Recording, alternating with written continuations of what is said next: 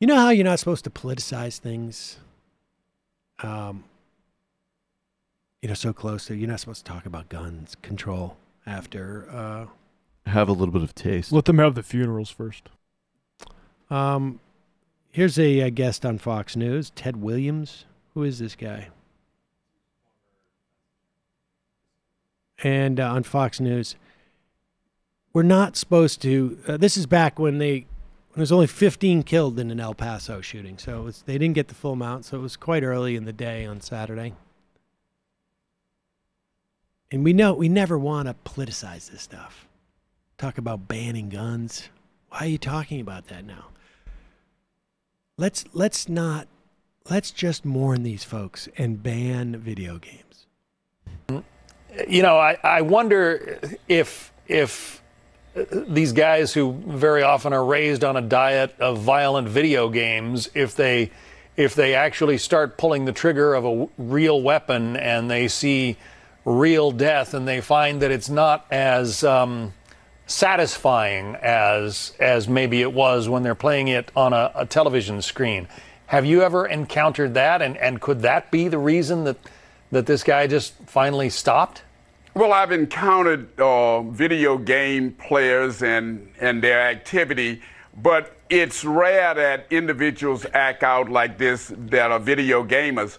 I think it's a little too early to speculate at this stage about the motive. But what we do know is that this guy got a hold to a gun, probably a semi-automatic gun, I would have to believe, because of all of the people that were injured or killed as a result of this shooting. And he specifically targeted this mall. And he specifically targeted because clearly it was a soft target.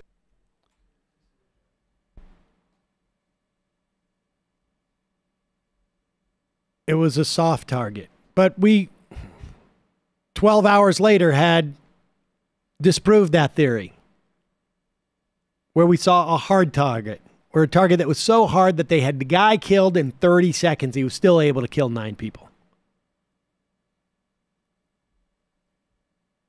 That guy's not the only person who is blaming video games.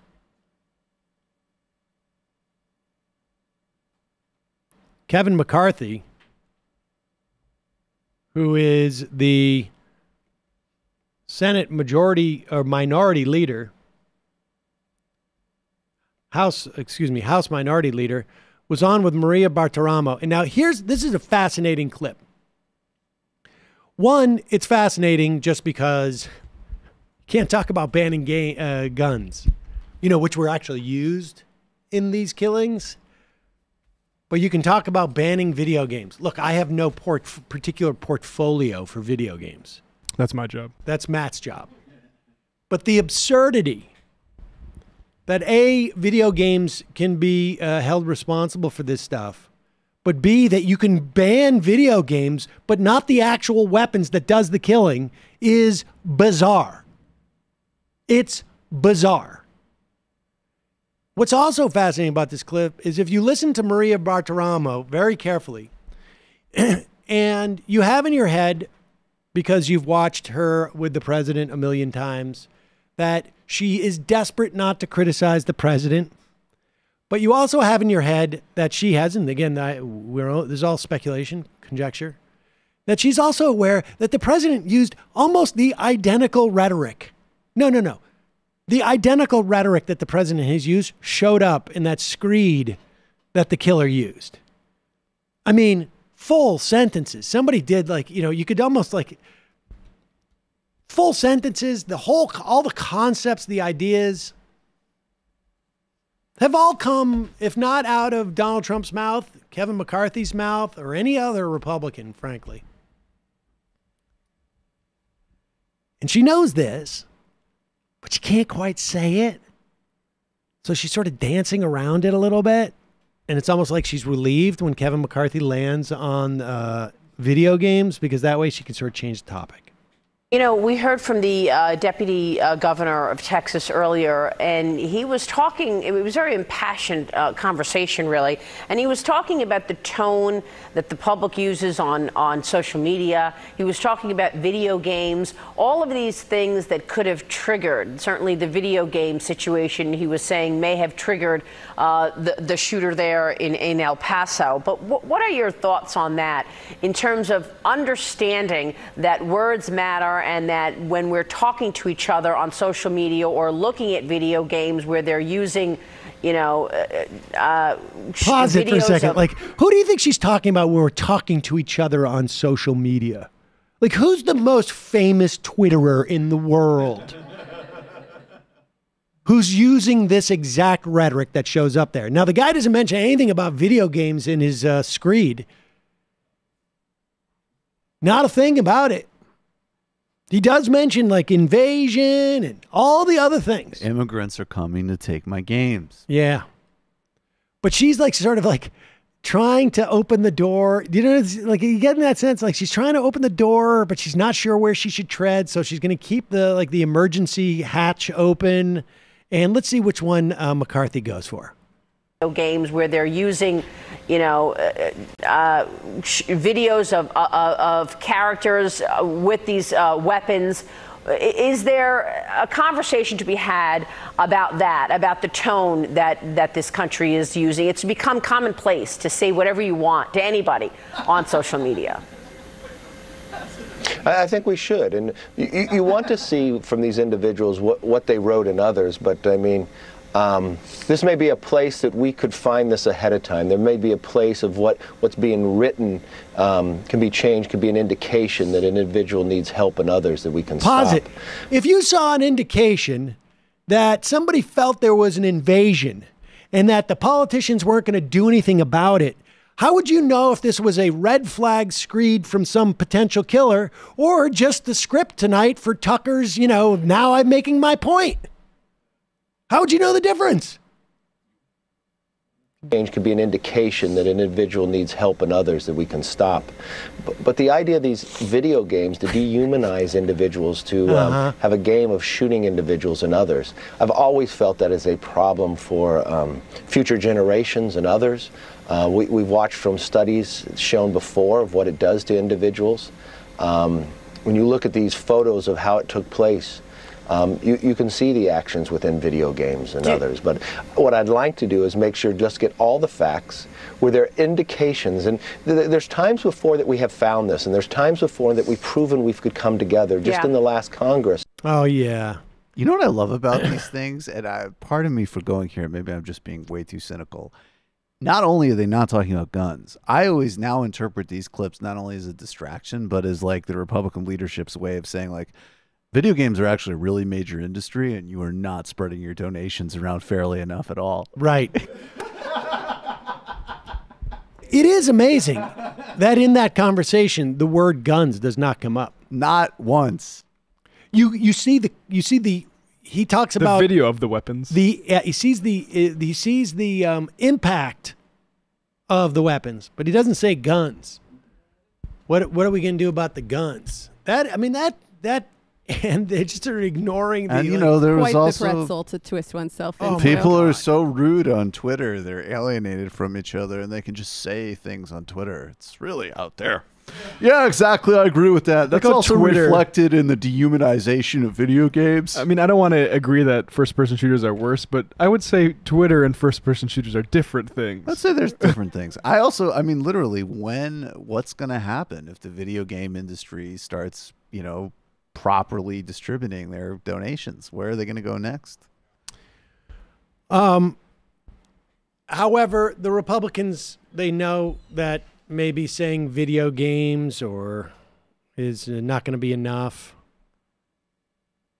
to justify why this happens. That may not have any salience because they tried that back in the early aughts, and they try it all the time, and it doesn't work out. For a long time, it was the music. Remember, it was, I don't know if you guys knew this, but like when Columbine and other shootings like this, it was heavy metal. Marilyn Manson. Yep. It was heavy metal. They were convinced it was the music. Oh my God! And he's dropping a new album soon. Things are only going to get simpler time. worse. Yeah. Jesus. Turns out Christ. it wasn't the music. It's heavy metal. It's still I around. misunderstood. Not so popular as it was at that time. Well, that's why. But maybe it's the tone of nameless people on Twitter.